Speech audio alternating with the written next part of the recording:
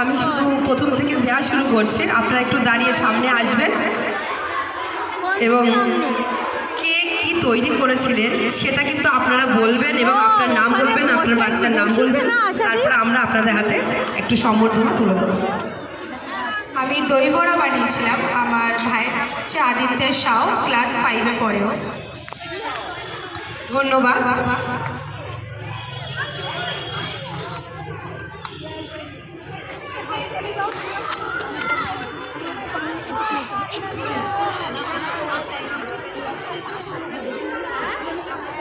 আমি ঠেকুয়া বানিয়েছিলাম, আমার ছেলের নাম অনুভব সাউ, আমার নাম আশা সাউ।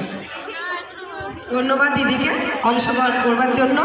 আমাদের ছোট্ট একটা উপহার তার হাতে তুলে দিচ্ছে, সম্মানিত করা হচ্ছে।